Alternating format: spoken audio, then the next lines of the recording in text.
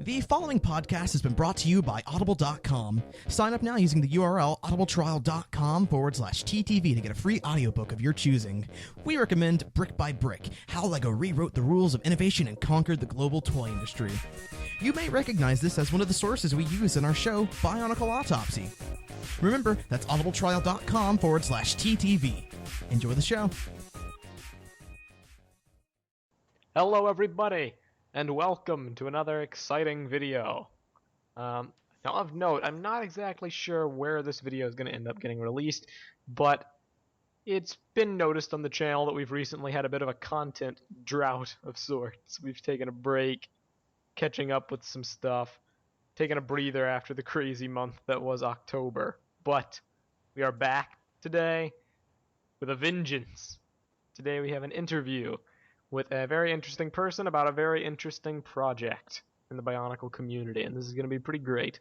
So without further ado, let's introduce who's representing TTV in this interview. I'm Messina.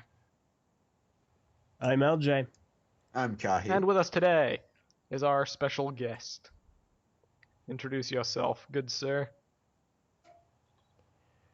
You know, I should probably be hearing the TTV theme playing in my head, but all I've heard for the last 30 seconds is LJ's recap reviews theme. Wow, our theme is that. Gotta Fun fact, represent. He stole my theme. I was going to use it for something, and he stole it. No, you were not. That's not. totally that gonna was use it at for no something. point your theme. What It was were you total- gonna it was use to- it I had for? dibs, everything. I was going to Hey, use everybody. it for I'm Kahi. Welcome to Nostalgia Play. Kahi's relentless rants. What? Kahi's relentless rants. That's what I was going to use it for. It's going to be a great series. Yeah, but right. you'll never see it now that LJ stole my theme. Anyhow. Okay, enough shenanigans. Hey, I'm NickonAquaMagna. Yeah. Welcome to the show, NickonAquaMagna, creator of the Bionicle fan comic series, Bionicle Nova Orbis, which is what we're going to be talking about today. Yay. How's it going, Nick? Not bad. Do we get to call you Nick? That's what he said. Is He that- would like. All I right. was with the Alright. whole spiel pre-episode about what should we call you, Nick? NickonAquaMagna? I don't think that's fair. Nicaragua 2. We need to give him a name that allows him his own identity. So you know what? I'm not gonna call you Nick. I'm not gonna call you Nickon. I'm not gonna call you On. I'm not gonna call you Off. I'm not gonna call you Aquamagna. I'm gonna call you Fragment. What? Mm. Because he's For a the moment, fragment of Aquamagna. For a moment, I thought you were going to say you were going to call me Fraggle. We could take a page from a know Justice what? League and call you Just for Aquaman. that, Aquaman. you get to be four-leaf clover. So good job, Lucky And- Charms. Wow. And no, Nova Orbis is not a fragment of Aquamagna. Well, It's a completely different planet in a very Yeah, get wrecked, faraway LJ. space. Perfect get wrecked. segue. Look at that. I planned for that from word. Get go. wrecked. That was actually a very well done segue. So tell us a bit more about Nova Orbis. Yes. I nearly said Aquamagna. Tell us more about Nova Orbis and this universe you've created. Yeah. Well, you know, I was one of the many Bionicle fans who just had this void in their heart after Bionicle ended, and I've wanted to see the story continue all these years. And before the new Bionicle came along and we didn't know anything about it, I thought, you know what, I want to see the story continue. So I went ahead and did it. And I realized, you know what, I don't want to pick up like where the serials left off. I don't want to have to tie up all these loose ends and then be able to start my own story. I'm just going to jump really far ahead in the future, go to a completely different setting, basically do what they always do with the Mega Man games. You know, you got the classic games and they jump ahead 100 years or so to the X games, and another couple hundred years to Zero and ZX, and then you got like the Legend series, which is like several thousands of years after, and that's basically Nova Orbis. Like, it is Bionicle, it is in the same universe, but it's so far removed from it that you're not going to have to catch up on all this stuff to get into it at the beginning. All right. So basically, it's the ideal soft reboot scenario. Right. This is where everybody thought the soft reboot was gonna go, Yeah. and maybe you'll have like one or two old characters in the lore, Like but it would be Aquaman. like years and years later. So let me ask you something, and this is only from reading up to a couple chapters into the epic as a whole. Nova Orbis, it takes place, like you said, thousands of years into the future, on a different planet. Yes. Now, the the technology of the world has more like by and large remained the same for this past 1,000 years. Do you have like an in-universe reason for that, or is it just kind of like, they're just tribal robots, man? Well, they are a little more advanced than they were back in the days on, the island sorry, the island Matanui. They even have some more luxuries like personal radios, walkie-talkies, little things like that. They actually Right. have Bands. radio stations where, yeah, they have bands where people play music and things like that. They're a lot more like we are now. We kind of reached this plateau where we're not really advancing much. We're just kind of finding new ways to comfort ourselves in our daily lives. That's kind of where the Matoran are now. It's like in the previous story, they were inside Matanui. Their sole reason for existing was to perform maintenance on him, to be his immunities, his cells. That's what they were. They were nanobots. But they aren't inside of Matanui's body anymore. So they are allowed to, pursue their own lives, whether it be ambitious or comfortable. And that there is a reason why they haven't advanced quite as much as you would think in that time, why they've, if anything, regressed a little bit. I don't want to give too much away now, but when they came to Nova Orbis, something disastrous happened. I'm not going to get into it. I'm not going to get into the details of it, but just know that most of the young Matoran that are around now, the newest generation, which were made around that time, they don't know anything about the old world. They don't know about Manui, Metronui, Spherus Magna, any of that stuff. All they know is that Nova Orbis, Miro Nui, is a pretty swell place to be, and you may as well just chill back and have a good time. But they'll come to learn about the true nature of the world and what made them the way they are, and you will see, like, more advanced places and races as it goes on. All right. Fantastic. Sorry for such a long-winded Yeah, that's answer. fine. You sound more That's all right. confused by the time I finished than Yeah. when you asked. So here's a question. I think this is important considering this last year's been pretty crazy considering the return of Bionicle and all that. At what point did you first come up with the idea that you wanted to do this? That you wanted to do a continuation of Bionicle? And how did you come to the decision to do it how you did it? Do kind of a pseudo soft reboot thousands of years into the future. What prompted this to come forth? Well, like I said in the first answer, I wanted to make something, but I didn't want it to be tied down by everything that people might not really like all that much about the old story. Like, there have been times when I have wanted to continue it that way, it would be more direct about it. But then shortly after I joined the BZ Power forums, I saw all this stuff from people how, oh, the old story's way too complicated. It just got boring after a while and stuff stopped making sense and blah, blah, blah. And I'll always love the old story. I never felt that way about it. I always found it intriguing. Like, you'd hear about this giant mountain that eats the people who try to climb it. And then, like 3 years or so later, you find out that, oh, that was Mutron's pet rock that he just threw around. And a lot of people didn't like that kind of randomness, but I loved it. But anyway, so I just wanted to make something that wasn't just for me, wasn't just bringing Bionicle back for the sake of it. I wanted to make it something new that would kind of recapture that old spirit that I had back in the day when it was so fresh. And people latched onto it right away. It's like this was a kind of thing that they'd been missing all these years. Like, on the one hand, there are characters like Akmao to give references to the earlier years of the old story, like even way back to 2001. There is nostalgic stuff like that. But it's also nostalgic for them in that it's so new, because it makes them remember what it was like to have something so new and crazy like Bionicle. Am I making sense? You are indeed. Okay, so I wanted to have that feeling again myself, and so I did. And I have tried making Bionicle fan fictions before, whether a continuation or a remake or whatever. I have tried dozens of times over the years, ever since I was a kid, just because I loved Bionicle so much. But no matter what I did, I couldn't make it any better. I couldn't add anything to it because it was already perfect to me. So I eventually just gave up on trying to really add anything to the old story, and I thought, you know what, screw it, I'll make my own story, and it'll be great. That is a very that's a very good but also very controversial opinion about the story being perfect. I know a lot of people disagree with you, but I'm glad that you're able to you're able to see what you wanted to be done, and kind of I start from where you wanted to, as opposed to just kind of like, trying to work stuff in just because, other people have done stuff beforehand. Yeah. It's I very know nice. I know the story in general from the old times wasn't perfect, but what I was saying was that I couldn't really add anything to it to improve it. It was already like perfect as far as I was concerned. So instead of, trying to fix what just wasn't broken in my eyes, I just figured I'd start anew, and Started it new, you seems to be did. working out pretty well so far. All right. LJ, I think you're up for this one. Sounds good to me.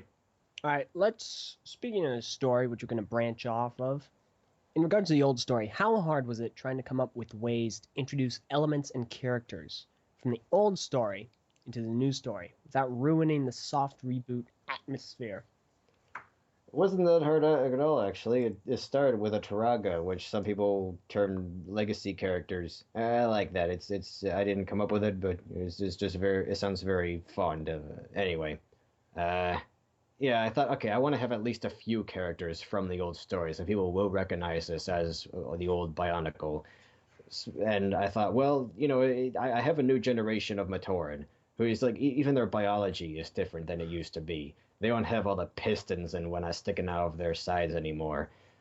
So if there were characters still around from back in the day, they would probably be really, really old. And that made me think of the Taraga because they always look like old people with a huge hunchback. So I thought, okay, then I'll just bring back some of the old characters and make them Taraga now. Let's see, not the Toamata. That would be too obvious. How about some characters from the Chroniclers Company? Okay, I'll take three of them, Tepu, Maku, and Kopik. But I also want to have a couple of new Taraga, so it's not too nostalgic. Okay, I'll make up Vesta and Albus. Yeah, that's good. And I won't make it six because again, I don't want to make it too obvious. I'll make it five and break things up a little bit. And I'll make like 13 villages and just divide them into little districts. And here's what this group of Matoran will do, and here's what this group of Matoran will do, and these people grow the crops, and these people are the most technologically advanced, and these people live in a wasteland, these people get all the fish and the shipments out, and it just kind of snowballed from there. Like just coming up with little things like that suddenly made me come up with so many other things. And like in one night, I'd already written down descriptions for all 13 of the Matoran tribes. I couldn't stop. Yeah. There's a It crazy was great. snowball effect. It was fun. Yeah. I will say I do appreciate the choice to not include the Toamata. Not because I have anything against them, but because it would be very cliche. Again, it would be too You'd fall into a obvious. lot of Like, the continuation tropes that people do, like, oh, let's Mhm. have the Yeah. Toa as Taraga and the Chroniclers Company as the Toa, and boom, here we go, new Bionicle. And there's nothing inherently wrong with that, but it's a fresh the thing is, spin. these first few story arcs, while they do mainly focus on the new characters and the new world, I will have a couple of other arcs that are there basically for old time fans. I'm going to have one story arc that shows Maku as a Toa and some of the others of the Chroniclers Company. Though it's mainly going to focus on her, like she'll be the main character for reasons I'm not going to get into now. And that one will have references to Spherus Magna. We might even get a couple of scenes where we actually see it when they first leave it, and you see characters like Jala and Takunuva as a Turagan and whatnot staying behind. So, there is going to be some old stuff. It's just not going to get in the way of the new stuff. You see what I mean? Like, it's going to be purely anecdotal. Yeah, nice supplemental work. Well, that's a very good approach to take. I think integrating old continuity with the new one is a very good thing. Because, like, yeah, we've got Akmal, one of the older Good characters, choice, by the but way. he's only one member of the new team, all of which consists of like new characters otherwise. And most of the things he says that reference the old story, those don't stop this story in any way. They're just there to make old time fans laugh. Just because like, oh hey, I remember that, yeah. Eat that, Hafu. Yeah. And then there was the Pohatu statue, which was very nice. The avant-garde Pohatu Yeah. statue. Yeah. Yeah, where its head jutted forward uncomfortably and it had very huge feet. And everyone who saw it thought it was some poor sickly creature, but Agma liked it. I don't know. This is something. Yeah. I like references like that, subtle but not too subtle. You can pick up on them. I have a humble request.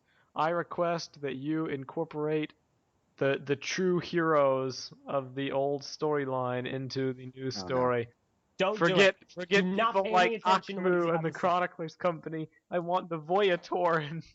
Oh my Matt. No, Meso. I want the This is why you don't Voyatorin write as Toa, and stories. I want to have epic conflict between Velika and Kazi and stuff. Yeah, let me guess. At like the end of the story, okay, so here's how that scene's gonna go. You're gonna take the two of them and like Velika. Kazi's gonna like chuck Velika and energize Protodermis. And he's gonna start disintegrating. Cool catchphrase. Well, when I show the That's what flashback friends arc, do, Push. Yeah. when I show the flashback arc where Maku and the others go on some spaceship and leave Spherus Magna behind forever, it's not just going to be like her and a few other Toa and then all the Matoran. There's going to be a pretty big list of characters that you might recognize who we at least know were on that ship. And yeah, I might throw a couple of the Voyatoran in there. I might even have at least one of them become a Toa. Won't say who. And yes, I was going to mention Velika at some Yeah, I point. noticed you I was kind of going to have moved someone bring past him the up. serials. Are you planning on Uh, addressing them in any way? Well, yeah, I do have some ideas to tidy them up. Some even based on things that Greg alluded to in interviews and just when people ask him questions and whatnot. I do have something in mind for, well, even Velika. I was going to show another really, really quick flashback story, almost make it feel like a dream sequence where you see Tahu and Kopaka and so on track Velika down to his hideout, and he's been playing everybody from behind the scenes. They build him up as the new bad guy they were trying to back in the day, but he's not going to return as the villain of Nova Orbis or whatever. Good. I will try to resolve some of the old stories in really small ways, but in really, really vague ways. Like, oh, of course it would work out that way eventually, Yeah. The natural conclusion to that arc. We don't need to retread it. That's old ground. So yes, I appreciate that. Okay. Here's a question I know you've already answered before in other places, but I think it's important we cover it right now. When Bionicle was finally confirmed to be returning, what did your morale stumble a little bit, or did you Yeah. just kind of were you unaffected in your drive? I was really puzzled at first just because part of me was, of course, going like, yay, Bionicle's back, yay, oh my gosh, yay. And then another part of me was, of course, like, oh, shoot, now no one's going to pay attention to my story. What timing, too? Right when you get it off the ground. It's back. Yeah, like just a few months after I started it. But I think it's all going to work out because, if anything, this is like drawing more people back into the whole Bionicle scene.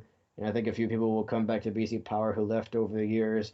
And it's inevitable that, more people are going to discover Nova Orbis who probably never would have glanced at it. And it's also another thing that kind of makes it all work out. Because the news story is a complete reboot, there's always going to be some people who just won't like it for one reason or another. I'm pretty sure I'll like it. I'll stay tuned and see how it goes. I want to see how it goes. But there's bound to be some people who will prefer a continuation of the old story, so they're gonna come back to me because I'm offering the closest thing to that. Quite right. Yay. That is the angle you will need to play off of, I feel. Because, yeah, I've seen a lot of hate for the new Bionicle, and we haven't even gotten started. That always disappoints me. Like, hey, just wait a bit. It's like, Ben Affleck and Batman, or any of this stuff. Just wait, watch them, and then critique. Yeah. Again, I'm pretty sure I like the new continuity. I'll keep up with it, but it's if people want to see the old story continue, but without all the bull spit from the later years, there's this. Yeah, quite true. I just hope I Alright. don't sound too prideful saying all of that stuff like, yes, now I own Bionicle. I will succeed Greg Farsty and determine the path of the toy now. Speaking of Greg, here's a question.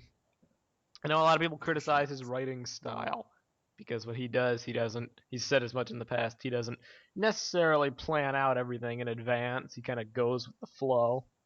What's your approach to writing?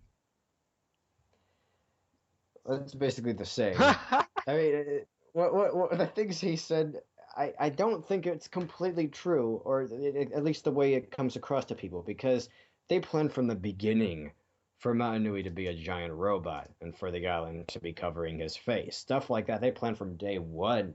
There's even this little bit in like the first movie when everyone's arguing at the temple. You could swear you hear one person saying, "He's a big machine."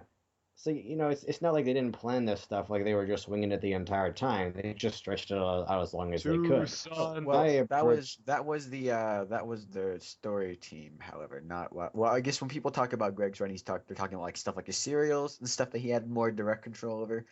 And he said a lot of times he said like he would write to surprise himself sometimes, and he would always kind of like he would sit down, he would write a chapter, and then when he decided to sit down and write another chapter, he would just kind of not come up with it on the spot, like he had a bit of an idea, but like he wrote to like surprise himself at the end, kind of like a cliffhanger at the end of a radio Yeah, show. I kind of get process. that. This brings us back to the whole Mutron's pet rock thing. I can understand stuff like that. Him just going like, "Oh hey, what if this was connected to this thing I did a little while ago? Wouldn't that be so worthy?" I can understand if people think that's a little silly, but Greg had to write his stories around the overarching plot. They'd tell him what they were going to do that year, and he might be able to sway their decision a little bit, but he'd have to work around them. And even if he was winging it in small ways, he always had to keep that end game in mind. Uh, and my approach to storytelling is like that. I am pretty much winging it most of the time. A lot of the conversations these characters have had, a lot of the decisions they've made, I didn't really plan at first. There were many times when I thought, what should they do in the next chapter? And then I get to that one, and whatever I wanted to happen in the chapter after that suddenly didn't seem like such a good idea anymore, so I changed it a bit. But I never begin a story unless I know how it's going to end. I plan that stuff out first, and then I just start filling things in the most natural way I can as I go along. But I'm just saying, even if people think that Greg is just making up crap the whole time, even if he kind of makes us sound that way, he's always got the overarching story in mind. He can't like really do anything to ruin that. Quite true. He could not make Mananui not a robot, for instance. There are certain things which are out of his jurisdiction. Yeah. Unless he focused the story on an alternate universe. Dun dun dun. I think- Mananui was not a robot. I think Ta-da! people should just they should just cut him a little slack, because considering really his job what really was just to fill in all the gaps of Bionicle over the year, I think a lot of the stuff he came up with was quite creative. Yeah, LJ's been keeping us up to date with the Lego message boards because he browses that regularly, and Greg has not been. Frightening place. I bet it is. Yeah, Greg's not yeah. been doing too good lately, unfortunately. No. Takes a Greg's stupid a person to read the trooper. posts of stupid people. Greg is a trooper. Well, I'm if not talking about was Greg. I'm here- talking about LJ. I want to make that clear. When I said stupid person, I'm referring to LJ reading this first, not Greg. Greg's Okay, listen, Paolo. I'm doing my duty as a TOA He to is- TTV. It is the call of duty for you to read Yeah. the Lego message boards. It ain't glitching up like Unity or Destiny. Oh, so here's a question. Ouch. Yo, LJ, why is your mask made of cardboard? Did you break your real one? Were you not able to fix it with any like protodermis? Did you run out? My have mask to of pick cardboard this. is on the floor because I knocked something off of my table onto it. I don't know what. Was- Kind of- Wow. Anyway, Here's a question.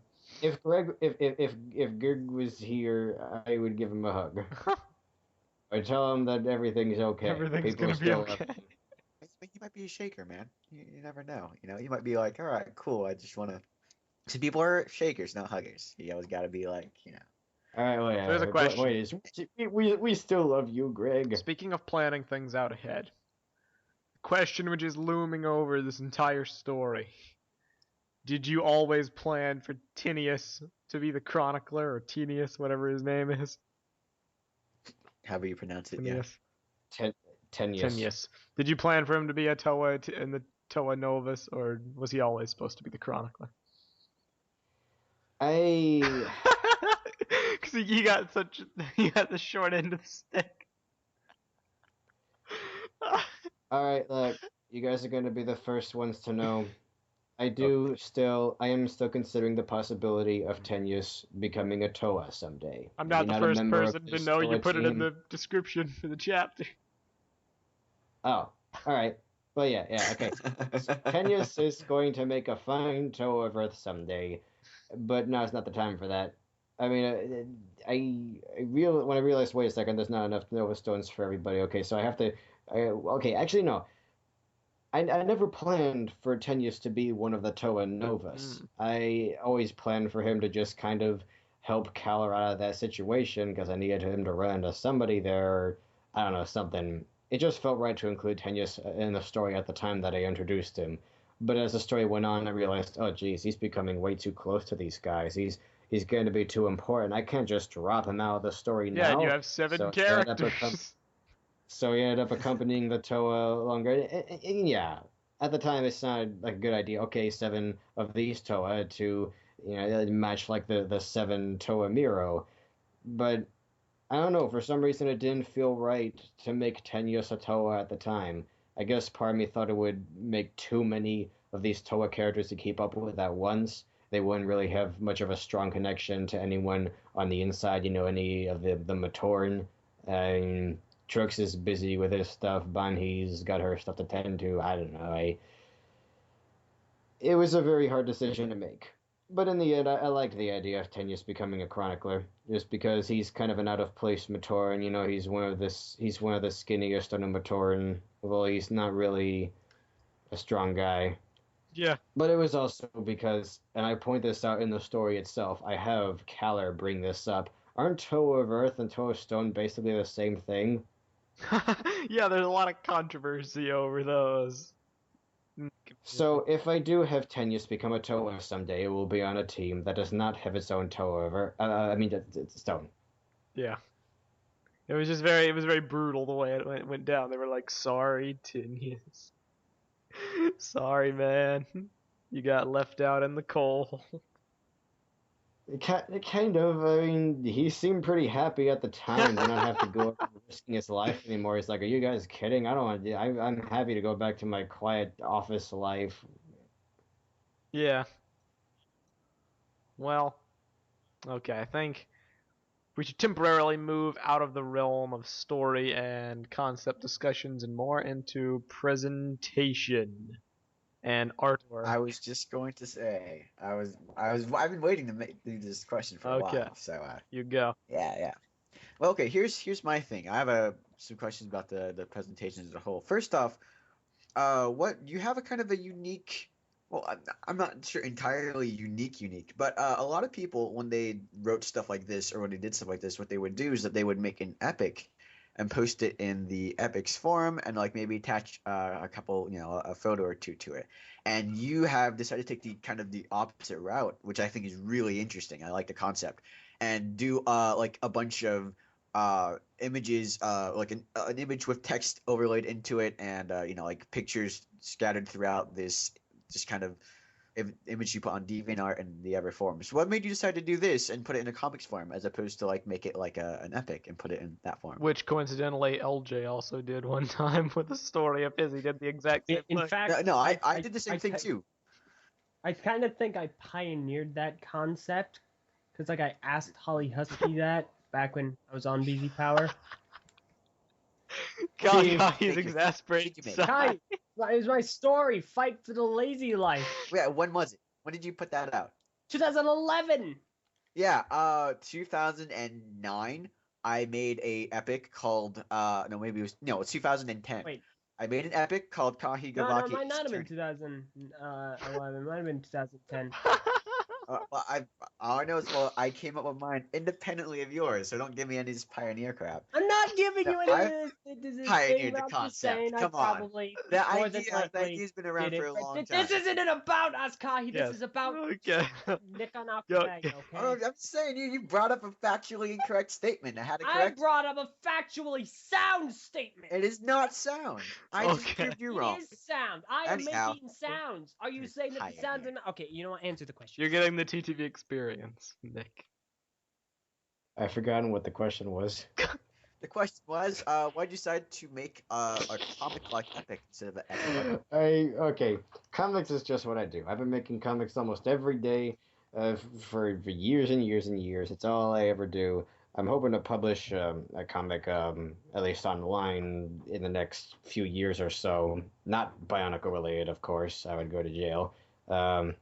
But yeah, I couldn't not draw pictures with it. You know, I wanted to make it a comic at first, but the thing is, comics take time, a lot of time. Like one of these chapters, maybe not the first couple where it's just a few scenes, but some of the later chapters where just a lot of stuff happens. You got these crazy action sequences that I could sum up in a couple of paragraphs, no problem, and maybe make like one or two images to go along with it. And those images are essentially the panels in a comic book. If I were to try to make this a comic in the same way I make everything else, I would never be able to get this story done. Yeah. It would just be too dang long. The story I've made up to this point would be like 500 pages long. Just the length of the conversations and all of the action scenes. I just wouldn't be able to do it. I still want to draw pictures just so people could see what my world looked like and think it's beautiful and colorful and everything, but I couldn't be bothered to draw those same places in so many panels. I wanted this to be a little different than some of the stories I've made. I wanted it to be kind of like the serials in terms of the pacing. So I decided to make it a mix of both. I think the format I you wanna settled throw in on is some- best. Thank you.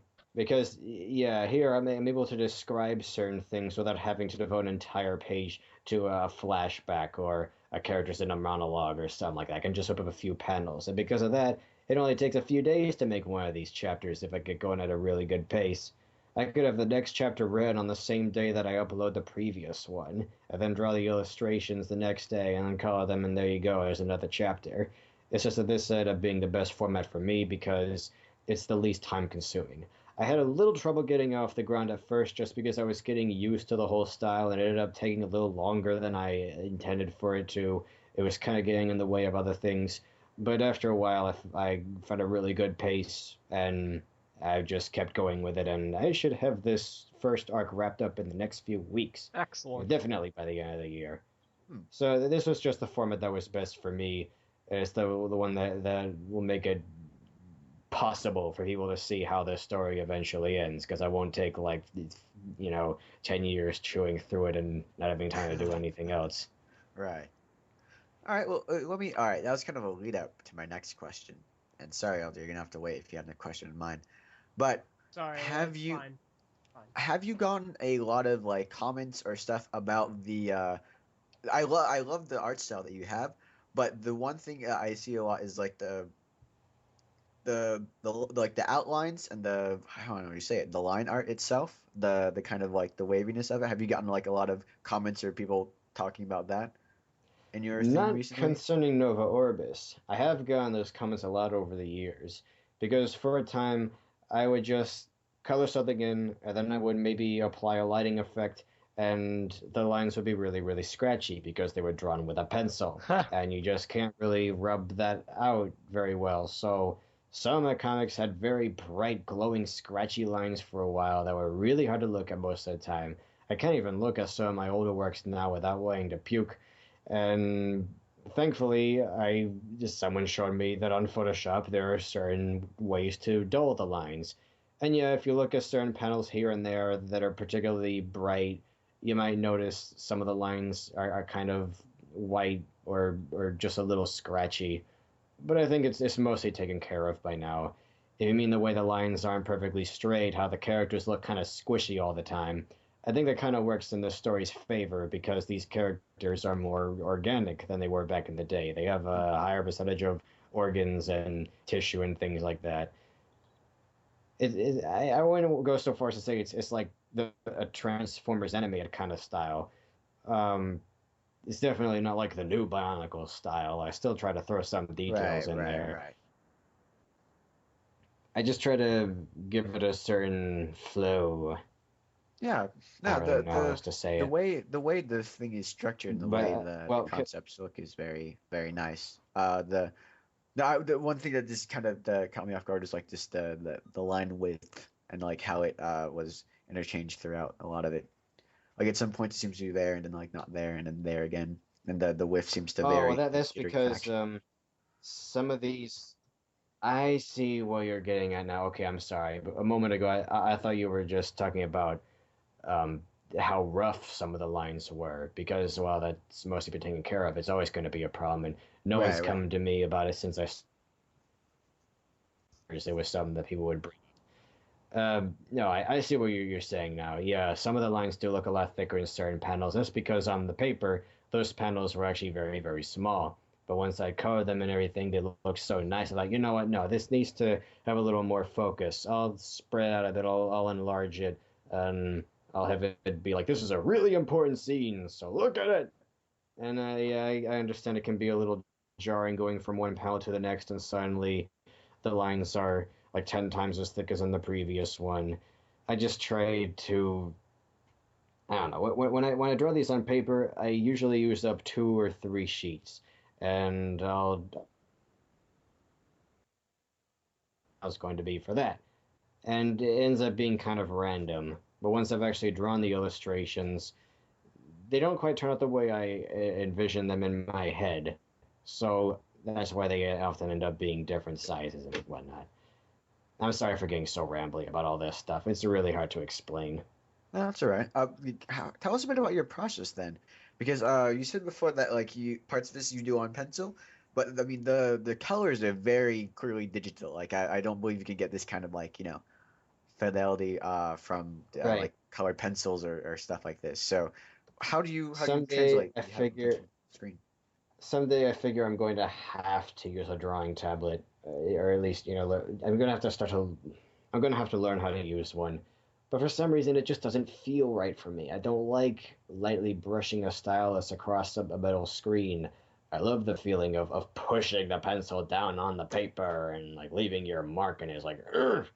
I just never quite been able to move on from that. It's how I've drawn since I was first able to pick up things with my hands, since I was a toddler, and I was drawing smiley faces and stick figures and squiggly lines and stuff like that. So, okay, here's how the process usually goes nowadays. This isn't how I've always done it, but since I picked up the story like halfway through this arc in the last couple of months, I'll take like one day to write a chapter, and then the next day I'll draw the illustrations on paper, and then I'll scan them on my computer. And if I have enough time, I'll try to color them with Photoshop on that same day. And if I work quickly enough, I can slap the two together on the third day and upload it then. And if I do it early enough on that third day, I might even have enough time to start writing the next chapter. And you see, I go through it like that. I write a chapter, so then I know what to draw, and then I color it, and that's it.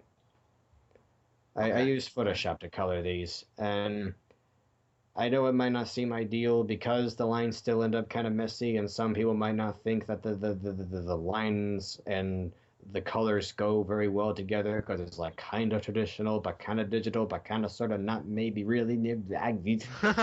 But people seem to like it so far, and the comics certainly, I mean, the drawings certainly look nicer than they did when I first started this story. Yeah, yeah. The very 'Cause, refined style to him that gives its own kind of The unique character unique designs are theme. definitely very inspired for Bionicle.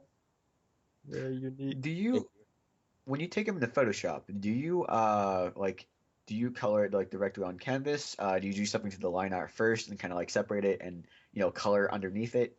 Like what's your process when it comes to like directly using that? Do first, you like do directly I thing or First, I use the hue saturation tool to suck all the color out of it, because when you first scan these, there's always little red and blue and yellow pixels everywhere, that just make it. It's really hard to get rid of those. But if you desaturate them, remove all the color first, then the lines will be much cleaner and it'll be much easier to fill it out with other colors. So then I apply the flat colors. I just click on all the shapes, close up any lines that I didn't with a pencil, and just it's like a coloring book at that point. And then after that, I apply the lighting effects. And then I use some blurring effects to just soften the lines just a little bit, make it look more like an actual cartoon or something. It just make it a little softer, easier on the eyes. And that's how it goes. All right. I know it's very Solid simple, probably process. not as complicated as you expected it to be, but that's how I do it. Like those Yeah. 4 steps. Very nice. Well, what other questions do you have on the artwork side of things before we transition back to story? Oh, how do you choose what scenes you want to put into picture form? When you said you write the epic first, do you write them with like, all right, I want to have this scene I want to draw in mind, or do you write it all out and then go back and be like, oh, this makes a good scene, I should draw that? It's very random. Some of these chapters have had as many as like 12 illustrations, some have had as few as 6. It just depends on how much happens in it, and sometimes how much time I have to draw the illustrations, as it is. There have been a couple of chapters that I've admittedly kind of rushed. I try not to, though. When I'm writing these, I don't really have which scenes I'm going to draw in mind. I just write until I feel it's a good point to stop, and then I think about the scenes that are the absolute most important. Like, okay, here's a few scenes that I have to draw. These are where it's like the action's really going to count. I want people to see this. So, I got like 3 or 4 of those kinds of illustrations, and then I think, okay, well, I want to have a few more than that. So, what are some of the nice little scenes that would be fun to see? And I come up with a few of those, and I try to make it average at like 10 or 8 or 9, around there. Like there have been some illustrations that I've thought of drawing and then thought, nah, this scene's really short. This will be like 3 or 4 illustrations clumped together. It's just going to be kind of jumbled, so I'll leave this illustration out. People can envision that in their minds just fine. Then there are other times where I think, this scene goes on for a really long time, and there aren't really any illustrations to go along with it, so I think I'll just at least make one showing this character talking, and give them a nice expression on their face. It's just, again, it's like it's always changing. I am kind of winging it. All right. Yeah. Okay. Is that all you have, Kahi? Maybe transition? That's all I have. Okay. I hope my answers were satisfactory and not too long. They're good. Okay. So now we're going to transition back into the story of Nova Orbis. And I'm going to let LJ take the reins for a couple questions here, because LJ's our resident Bionicle lore guy. He's the guy we default to for answers about Bionicle questions. So it is fitting that lore questions for Nova Orbis would be asked by him. So take it away with a couple things about the story flow and the story in general. Alrighty. So, regards to the story, more specifically the team, what made you decide on the team structure that you have? Specifically, Fire not being the leader, abnormal elements such as the green, or even the gender split, stuff like that. Well, that was kind of linked to the Matoran, because I came up with all the Matoran races and their dynamics and their gender ratios, things like that. And that kind of paved the way for the later Toa designs. When I made the Toa Miro, I wanted to throw in most of the elements that we were already familiar with. You've got air, you've got water, you've got fire and ice, and so on. I did want to throw in a few original elements in there, but that team was a little more for. I admit the Toa Miro are a little bit more for nostalgia. Pyrrhus wears a how, and Letus has a shield, things like that. Yeah. But when I made the Toa Novus, I did want it to be a little more original. But again, that was like mainly after I'd come up with all the new Matoran tribes. And I was like, oh no, they all have girls now, guys. Things like that. Um, Actually, no. Even like with the Toa Miro, I ended up making their Toa of Water a male, Unda. And of course he's going to appear with the rest of them sooner or later. But I ended up mixing it up a lot more with the new team, the Toa Novus, just because it was fun. I mean, yeah, I had this little thing in my mind that was worried that people would lose interest because it wasn't a traditional Toa team. But then I thought, okay, look, we got a Toa of Water, a Toa of Fire, a Toa of Stone. That's enough nostalgia. And at least one of these guys is still green, and at least one of them is still white. This is enough for them to get used to the new team. And as for like half of them being girls, if things had gone the way that the Taraga intended before Akmal came along, I again I was just I don't know, I was just mixing things up for the heck of it, just because it was fun. I didn't want this Toa team to blend into all the others from over the years in the official storyline. I didn't want it to be just another Toa team.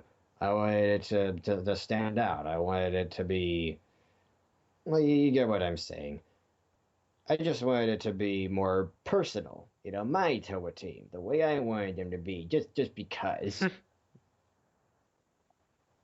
I guess it's kind of a reflection of how a lot of people view Bionicle, because a lot of people they hate Bionicle because the pieces are so specialized you can only use them for that one thing to make more dumb robots, and you can't use them for anything else. You can't make a house or a boat or whatever out of these.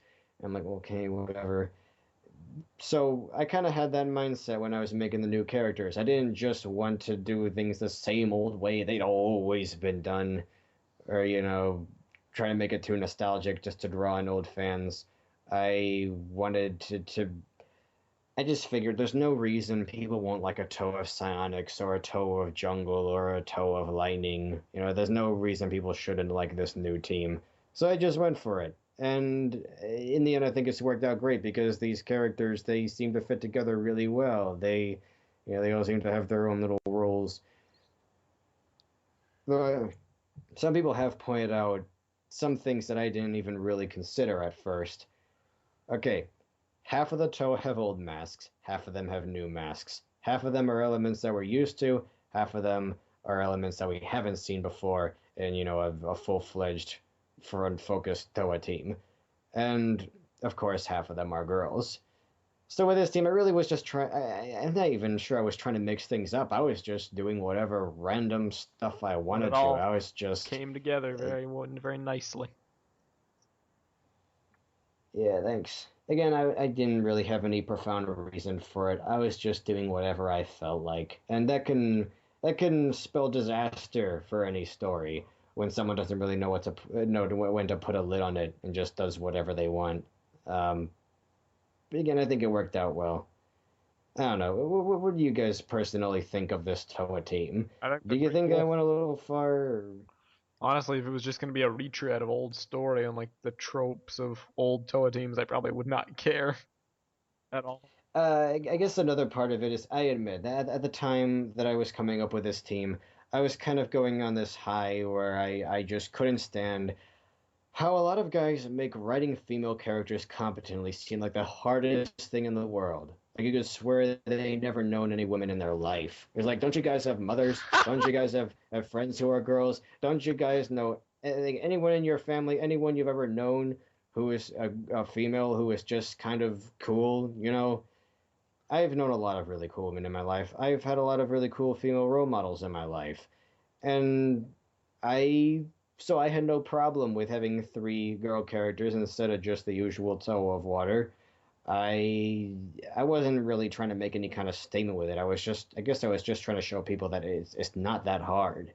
You can come up with three girls with different personalities and not just have them be into makeup or whatever, or the Bionicle equivalent of that. Like you may have noticed, none of them really act like a girl. They're just normal, really. One of them is a rock musician. One of them fishes. One of them, I don't really know what to say about her. She's probably the most plain out of all of them, but Nice touch, by the way, with musicians. in Nova Orbis. I liked that Thanks. aspect. Again, these guys, they have a little more room for luxuries like that they didn't have inside the Great Spirit robot. Okay. Right. Well, Well, I'm just saying, like, they're able to live a little more like we do now. yeah, it's on that Anyway, note. I've gone on a bunch of That's tangents a now. very, I'm very really nice sorry. segue though, that you just said, into LJ's next question. Yes. So, in regards to the new feel of the Matoran and the Agori, what inspired the decision to integrate them into more organic, not genetically modified beings? Well, That was a food joke. I just kind of I knew I wanted the Matoran to be a bit different. Again, this is like kind of inspired by Mega Man, by like ZX. It's like in some of the earlier Mega Man stories, you've got humans and then you've got robots, the Reploids, and they become more advanced as time goes on. And then by the time we're at ZX, which is like 500 years in the future, the Reploids have become so lifelike that they actually have lifespans, and I think they even have flesh in their bodies, like a Terminator. And then you've got all these humans with robot parts sticking out of their ears. And you're just wondering what it's like when they're like 3. Do they have to go this procedure by law where they have this stuff plugged into their head? And I don't even know where I'm going with this now. With this story, with this, I wanted to make a mix of Agori and Matoran, something that was kind of in between, something that was a little more alive, like the Agori, but still had a hardy shell, like the Matoran. I guess you could say these new Matoran are like ants. You know, they got the squishy bits, but they mostly wear their skeleton on the outside. Like what looks like armor isn't. I mean, as we see in the second chapter, Keller is actually able to remove a little bit of his armor. It's not a part of his body. But underneath, you still notice he looks kind of like a bug. His arms and legs look like those of an ant or something. So I guess that's what you could say the new Matoran are. They're basically bugs with very, very hard kind of protodermic shells that are just a little more organic and not like a crab shell or something. And it allows for some interesting conflicts, like when Akuma gets hurt and they don't know what to do because he has old tech and it's not like them, or vice versa. Yeah, like Good dichotomy. like when Silva stopped breathing and all Akuma could think of to do was to just slam him on the chest and that got him to wake up. Yeah, I like those kind of subtle. There is an explanation for how these new Matoran are grown. It's not what some people will think. These new Matoran, they are like the first generation of their kind. Even Vesta was one of these new Matoran. He didn't live on Spherus Magna. He was a Toa for a fairly short time, and he's a very different person than most of the Turaga. I really want to tell you guys the secret of these new Matoran right now, but No I can't spoilers. because I'd be spoiling No things. spoilers. Well, except for the next thing I'm gonna ask, but I'll do a spoiler warning. I'll explain. Okay, What's up, LJ? Look, next. Well, welcome to Greg Farshty knowing Bionicle's back while we interviewed him. that still stings to think about, but hey, Yeah. All right.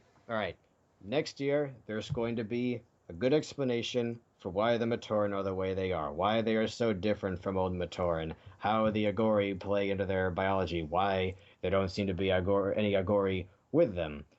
And then we're going to actually see these things in like the year after that when we explore Maku's Days as a Toe and stuff like that. excellent. I appreciate that. I can't give any concrete answer right now. Just know that put simply, these new Matoran, they don't really have parents. They do kind of because they have Agori DNA in their bodies. You know, their flesh had to like grow somehow. You could say they're kind of clones of Agori, and even in some ways Matoran and so on. But they are the first generation of their kind. So they were in some way created, they were in some way engineered. I just won't explain how just yet. But we'll get into all the details of it next year, and it's going to be so fascinating. You're gonna love it. Excellent. Well, speaking of stuff that we gotten into, I have a question of my own relating to this story. Spoiler alert. I don't know who would be listening to this. Well, that's not true. I would imagine a lot of people haven't heard of Nova Orbis. But I'm going to spoil a plot twist here. So tune out. So basically, obviously the big twist in Nova Orbis is that, there are other people living in this world. They're the natives. There's this underground group of people that are set on wiping out the Toa and the Matoran. It's an interesting design for adversaries. We don't Obviously, yeah, we have a big bad who's underground masterminding things, but it's definitely a bit of a departure from the Makuta of old. And by the way, that was a nice Makuta reference you threw in. What reference? When Aqua was telling the story of Makuta and he carved the stone Oh and threw it away. yeah, and we flash back to Time Trap. Yeah. Yeah, that was one of my favorite scenes to do. Just because Time Trap is one of my favorite stories. Basically, I always wanted to make some kind of a comic or something out of it, but I guess that's the closest we'll ever get to that. basically, my question is what, I guess, inspired that. Not really twist. It was kind of foreshadowed from the very beginning, but what inspired that particular plot point, and are those going to be the permanent antagonists, or are there other forces at work beyond even them? They will be the antagonists for most of the story, but there's a reason for it. You know, they have their own civilization. I'm not going to delve into it now, but they are people. They have lives. There are reasons for what they do. They're not really evil. In fact, they're a lot like us. It's more just their leaders making their decisions for them, while the civilians just kind of take whatever propaganda is fed to them by the TV screens, basically. These people, they aren't bent on wiping out the Matoran. They just kind of put up with them being on their planet. Like at the beginning, I said in the prologue of the story that after Ma'anui left the Spherus Magna and the Matoran were able to prosper for a time, they eventually advanced to the point where they were ready for space travel. And they're like, we're going to look for real creators. We want to meet more great beings and so on.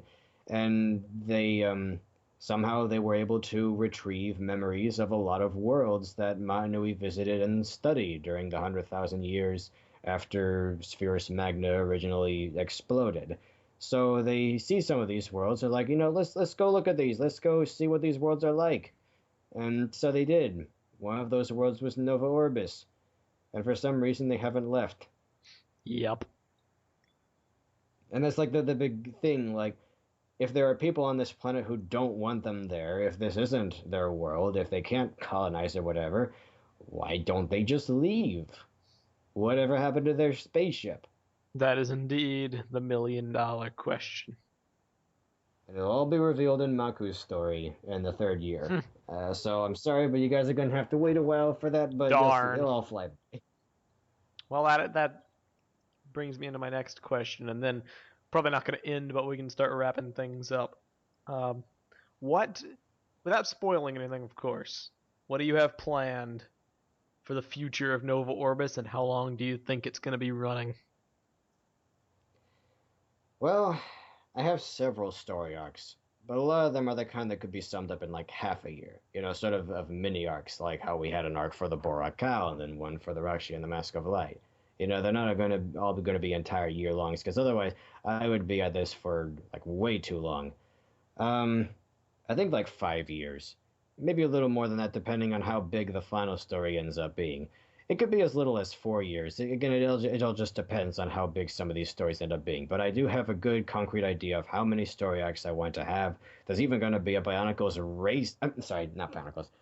Sorry, there's going to be a Bionicle Racers story arc along the way. And it's not just going to be this random thing. It is going to play into the story somehow, you'll see. But don't worry, the future of Nova Orbis is bright. I do have an idea of where I want it to go, and it is eventually going to end. But it's not going to be for a while. It'll be 4 or 5 years. So, at least that'll be something. Well, that's very, very good. Now, what if that's obviously your story outline? Let's say 5 years from now, you're still doing it, it's going strong, people are loving it, you've reached the end of your story. would you consider extending it or doing another series, or would you say this is the end of my vision? I'm gonna cut it It just short. depends, because by that time, hopefully, I'll have sold a couple of my own like comic books on the market. Hopefully, again, we'll just see how things go by then. But I'm always going to love Bionicle. I'll probably always draw them, and even when I reach the end of this story, if I don't use up all of my best ideas, if it doesn't get like so big that I couldn't possibly top it with anything else, maybe I could do another series that takes place in another era with another generation of Matoran that's even stranger than this Yeah, because one. imagine this: Maybe 5 years from now, you end Nova Orbis, then boom, all Bionicles cancel again for the second time, and now there's no hope. Yeah, again, maybe I'd make something, but I would have to come up with, a new story that has a new edge to it. I don't just want to go with Nova Orbis the whole time because I do have an ending in mind for it. Good. But maybe that ending could feed into something else. Maybe something not quite so far removed from Nova Orbis as Nova Orbis is from the classic story.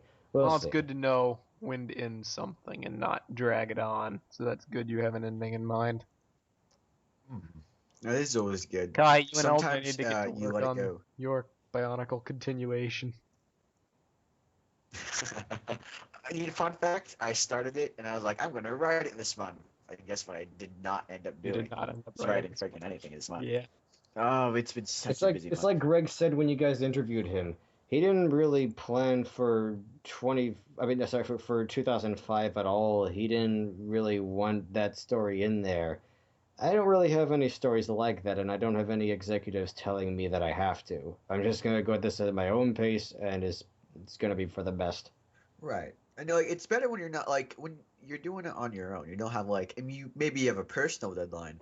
But it's not like with Greg after he started writing the serials. I can sympathize a bit more now because now I was like I'm gonna do this, and then like it's been like 18, 19 days since I started this. Haven't touched it since because everything decided to get in the way at the same time. Life happens like Wow, that. I've 4 jobs, dude. LJ, 4 you should write jobs it. and going to school full You should time. write Bionicle. By the Ah, time I finish Nova Orbis, my life is probably going to be quite different than it is now. Again, we'll just see. But I should always be able to find time for Nova Orbis. It really doesn't take up that much of my time. It's really just an in-between project between other bigger things. But yeah, we'll see. It's something that I can always come back to. And the thing is, like, we Bionicle fans, we're used to having to wait a long time for certain things. The comics only came out like 2 months apart, and then like 3 months apart for a while. So I don't know. I guess that there have been times when I've worried, oh, I don't want to make people wait too long for the next part of it, but I don't want it to get in the way of other ways I'm developing my skills as an artist and a storyteller. I don't want this to ever become a burden. Thankfully, it hasn't, because of the format I've chosen for it that doesn't take up much of my time, and because I'm willing to spread it out over multiple years, which isn't something that I'm really used to doing, because most of the actual comics I make, I kind of try to race through them and do them all in one sitting and just get them done and move on to the next thing. I don't really feel that kind of pressure with Nova Orbis, and that's why, if anything, it's actually one of the more relaxing projects for me to work on. And that's probably why it's ended up being such a joyful thing to read, because it's been really, really nice to write it. Yeah. But as long as Nova Orbis remains something that I love doing, it's always going to be good. And maybe maybe even after I end this story, yeah, I could still make another one someday. Or maybe it'll inspire someone else's story, branching off my own little universe. We'll see. I also hope well, I really hope that Greg reads it someday. Well, unfortunately, the odds of that aren't too high, considering he's not allowed to read fan fiction. But alas. Wait, what? You didn't know this? Why not? Oh man. That's so weird. LJ outlined the policy. I mean, I knew he wasn't allowed to really. I knew he wasn't really allowed to interact with fans much because I don't know, people would think it was creepy or No, whatever. this goes I beyond. don't really This get goes that, way. but This goes way back. Yeah, nah, this Oh yeah. this has always been in place. Greg, as a writer, and a representative of Lego, because he's an employee, cannot read fan fiction, in the minuscule chance he writes something similar to the fan fiction he wrote, because then it'd be a liability issue. Because theoretically, in a hypothetical legal sense, a fan could sue Greg for plagiarism if Greg Well, wrote I mean, something that was similar to the yeah, fan fiction. okay. I mean, like, yes and no. Like, coming from like, yes, that is that's an actual legal thing that could come up. Now, here's what would happen. What would happen is that, uh, it would be a very quick battle for Lego. They would just be able to, they'd be able to present and say, "Hey, this kid wrote fan fiction using our stuff, and he's using our IP, and we've overlooked it." And now, it would force something that Lego just doesn't want to do. That's the main reason. It's just an added hassle that Greg doesn't want to do. And to be fair, most fan fiction is not that great. There's that rule, like the 10% is fantastic, and then you have the 90%, which is just like sludge. So, It's like like hockey. it's a good way for him to kind of step back and say, "Oh, I can't do it because Lego does not permit me to." And technically, they don't, and It's a very good reason why. It is a legal battle that could come up, and while they would win, it's just not worth going through What, that. LJ? But at the same time, it's like it's What, LJ? you know, you could get around it I didn't if say you anything. really Okay. wanted to read something. You could read it, but it's just when you're a working adult, you know. Good lord, this is stupid. That's the dumbest thing I've ever heard. Well, life is full of dumb situations. Unfortunately. You think stuff is dumb? Wait until you hear IP law. Jeez. What, am I gonna get in trouble if no Orbis gets too popular or Well, something? there's only a Well, chance for that. no, but if you started selling stuff based on Nova Orbis, then probably. Oh, Aw, well, man, I know I got better. a I know great better than idea. to do that. Well, Okay, man, it's not I got a great exactly idea. Okay. universal common sense. Yeah, man. All right, I got a great idea. You ready? Okay, sit down for this one. All right. Oh no. Are you sitting down? Good. I'm Okay. standing up. Hold on to your butts, because this is I'm stellar, standing up. I'm okay? standing. Go. Oh man, you might want to sit down. Okay, here we go. Here's my idea. Nova Orbis sets.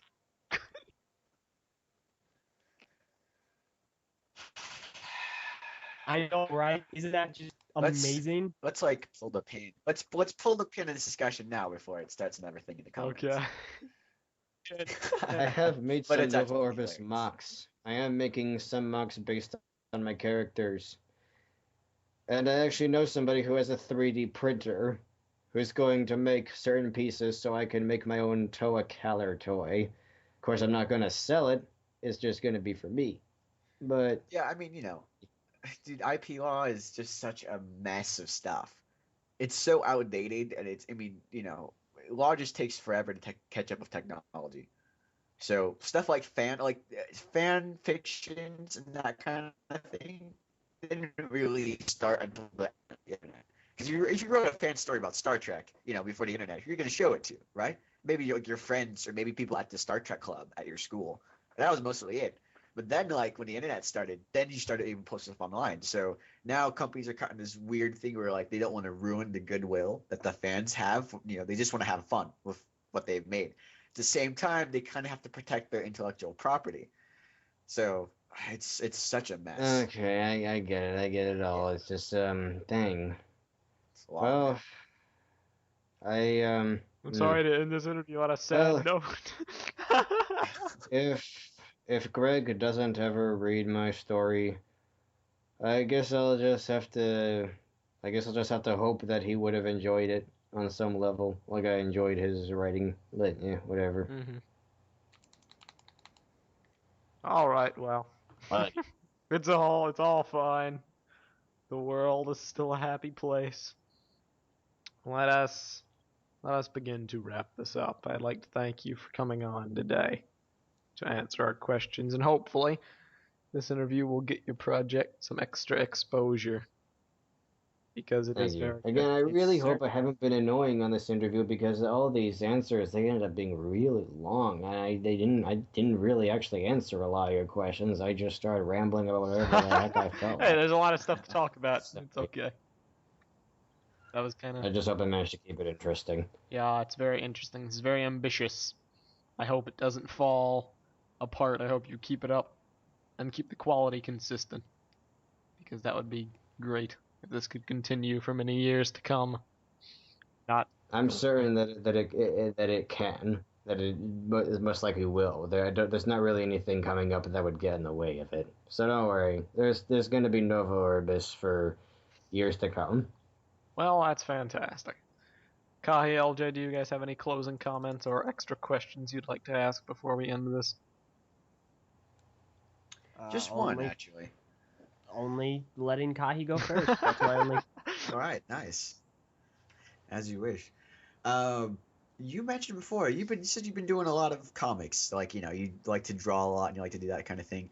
What are your favorite, just like media things no. right now? Like comics or video games or books or whatever. Like what do you draw Or inspiration Rooster Teeth. Or just from? Rooster Teeth. Or internet stuff. Rooster Teeth included. I like all sorts of stuff. I mean, it's okay. Let's put it this way. I've made fantasy comics that take place in like crazy settings that aren't even like official things. I've made sci-fi stories. I've like okay. Last year, I spent most of that year making a Metroid fan comic. Okay, I'm now interested. And this Where is year, this? in my DA I'm gonna gallery. go find it right now. And then BRB. this year, I made some Devilman fan comics. And then I made Bionicle Nova Orbis. And I even made a couple of Thomas stories on the sides. Because you see, these Devilman things, they get to be so dark, so depressing that they start to get to me after a while. And when I don't want to go ahead and like jump into the entire next Nova Orbis arc, I might take a couple of days to make something really lighthearted about trains that I liked as a kid or something like that, you know? I'm able to do a little of everything. Like I've learned a lot of things over the years. I could make a story about pretty much anything I want to now. It would probably turn out okay, as seen with Nova Orbis. I just love making comics. It's what I enjoy doing most. It's why I spend more time doing that than making videos or anything else I could do on the internet. That's basically all I want to do.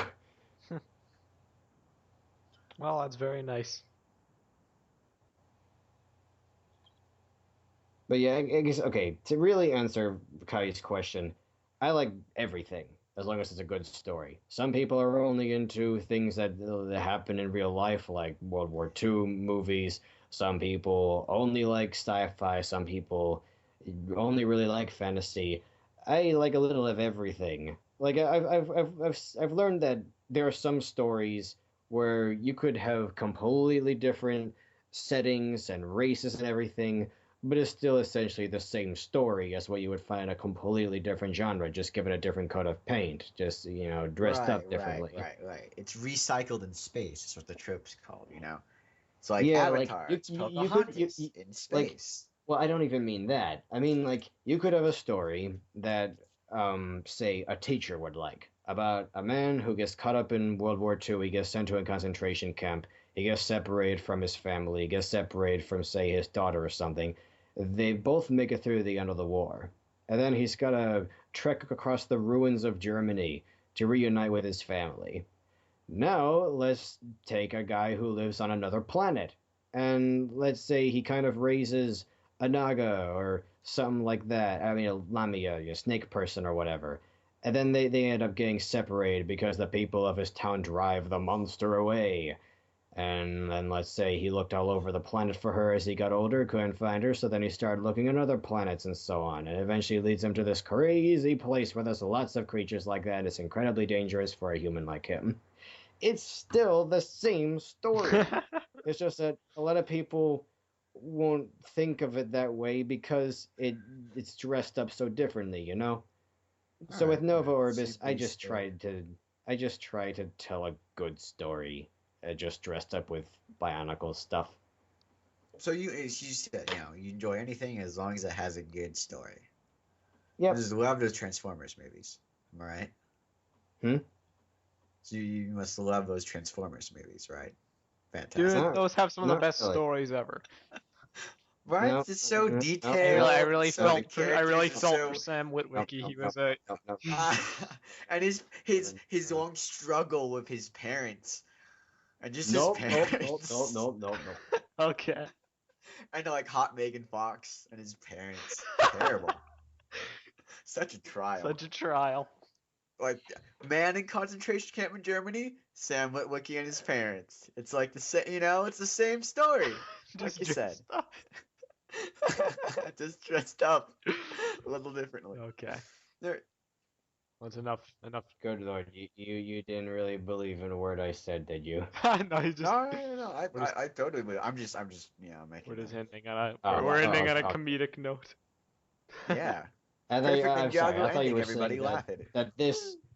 I thought you were saying that this was how my whole spiel sounded to Oh, you. no. Oh no. I mean, like it's very true. A lot of stories are just like different genres, same kind of story. Like somebody loves something and it gets taken away from them. Some people want revenge. Sometimes it's about destroying something that means a lot to you, or you take it all over the place. You could do anything with anything. A lot of storytelling. And that considered, I don't really know what Nova Orbis is about. I can't really say. About It's just kind of a. unwilling It's just a thing. participants thrust into a conflict and they must figure their Hey, way out. look, it's like that the lady says at the end of Amazing Spider-Man. All right, there's some people say there's like all these different plots. There's only one. Who am I? That's what it's about.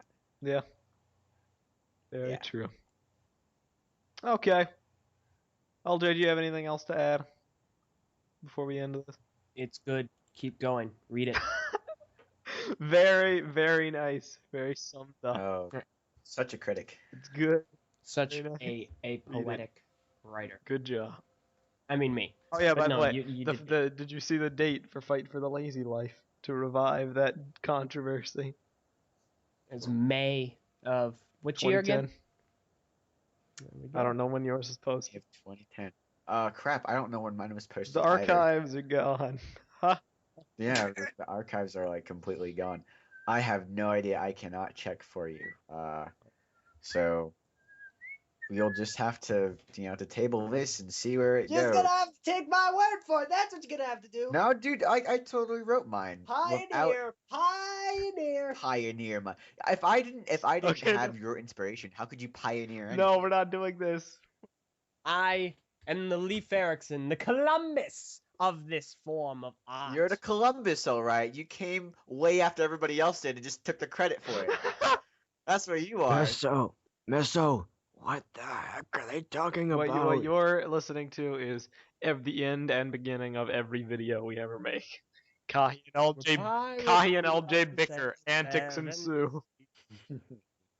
So The seas are very. I'm a pioneer. Gosh dang it, you are nothing. I would to like me. to thank you all for listening.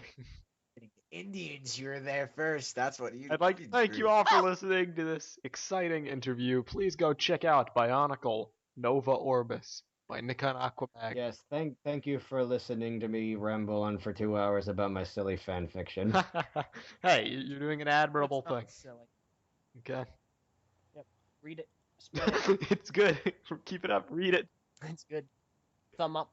I Right. guess you could say it's still This- good. To be a pioneer. Oh, Like my and share this video if you want Nick to keep making Nova Yeah, Orbis like, stories. share, favorite, rate, comment, subscribe. I hate how you keep saying you're right. There you Okay, can't we're rate done anymore. here. And Thank you very that's all. much. I am Messinak. I'm LJ. I'm the pioneer. This No, you're is not! the way. And today we're joined. This Oh, okay. Oh, this is the way of the Bionicle. Yes. Sort of. I'm Nick. Really? This is the way to pioneer. It's what it is. Yeah, my TTV way. episode. TTV episode. Whatever. The way. The of the way pioneer. of the pioneer. Thank you. The way of the Let's go, pioneer. Baki. I'm the pioneer. Hey man, here. it's I neared Thanksgiving pies. soon, okay? I It's neared Thanksgiving soon. pies. We gotta give credit to the actual pioneers. Yeah, The pioneers. You know, back when I first saw you guys interview with Greg, and you read my question to him, somehow I didn't envision this. Yeah. Listen, I'm the only pioneer here. I know when pies are near, and they're near right now. Yeah. They are. A week, because and we'll be Thanksgiving- eating delicious pumpkin pie. Right. Off it. I will add be eating pie. Yay! There An it's- American thing. But there's still one mystery that needs to be answered. What the heck did the Matoran eat?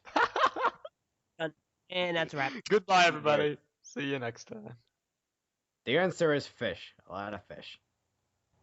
They all followed the Turaga into a special chamber unlike any they'd seen before, where the other three chieftains were waiting. There were computer terminals and screens everywhere. Some still worked, some hadn't been used in ages. In the center was a special round table with a gleaming surface. The other Turaga were seated around it, but Vesta remained standing with a data pad. It seemed he prepared a presentation of sorts beforehand. He went, clearing his throat in an off-puttingly over-the-top way that made most of the others in the room wince, Toa and Turaga alike. As he opened his mouth to speak, he was interrupted. "Where's Trooks?" said Akmau. "Trooks couldn't make it," insisted the Turaga fire. "Now, gathered friends, as I'm sure all of you know by now, a shadow hangs over Miranui. Its darkness is bent on consuming us all. An ancient terror has wormed its way into the heart of our home, and only the chosen few have the power to stop it." Vesta extended his arm grandly toward the Toa, as if anyone was supposed to be surprised. "Get on with it," Akmau muttered, almost too quietly to hear. Vesta humphed similarly, only sparing a second to glare at him before continuing. He plugged the datapad into the terminal, which was at the He plugged the datapad into the table, which was a terminal itself, which then projected a hologram of a very nasty-looking sort of creature. "Behold, the spirit of eternal darkness, Dreadorax." Now most of the Toa were speechless. "That's what's threatening us?" Kyler asked. "You've actually seen this creature?" "Well, not in person, per se. This is an impression of what it looks like. I assure you it's quite accurate going by what the ancient manuscripts say." "What manuscripts?" Table whispered. Vesta ignored him, continuing again. "This evil has long lurked where we dare not look, hiding in our own shadow. Only by peering into yourselves may you discover the key to defeating it." He paused for a moment, opening his arms, waiting to see how the Toa reacted. They only looked down at themselves, and at each other, confused. Vesta shook his head and kept going. "To find this evil, you will not only need to look within, but you must each locate 3 ancient Kanohi masks, which are scattered around the island. These will test your strength and give you the power to challenge the spirit of darkness. You must then each seek out one of 6 sages, each of which carries a part of a hidden message that, once completed, will send you down the path to locating the Dark One." By now even the other Turaga were giving him strange looks. "The message of the sages will then lead you to the resting place of the gatekeeper, who has long guarded the key of evil's bane that will unlock the doorway to the Dark One's lair. But in order for him to grant you the key, you will need to pass his trials of destiny, 10 at least, each, to show your bravery and cunning, and prove yourselves worthy to meet the spirit of darkness in battle. There you will face your greatest challenge of all. But first, why don't we just cut down the mightiest tree in the forest with a fish while we're at it?" "I beg your pardon?" Vesta snapped angrily. "Come on, you guys don't really believe this blowhard, do you? Even the other Turaga aren't buying a word he says. Look at them," snapped Akmau. The other Turaga just turned away from Vesta, embarrassed. "He's not giving us a real mission. He's just making this up to keep our hands full while the others keep trying to appease their masters until they figure things out without us. This is stupid. They can't help us. Let's just go before we waste any more time here." And said the Toa of Stone, turning to lead the others away. One by one, they each turned with him, some of them looking at the Turaga with yet more confusion, even hints of betrayal. Even Tenyus didn't know what to think anymore. Tebu just looked down at his own feet. Defeated Vesta spoke into his walkie-talkie. "This is Fire Lord. Call off the others. The Toa aren't buying it. Yes, you may keep the costumes." That's really the biggest thing to take away from Nova Orbis. The Turaga are jerks and also trolls.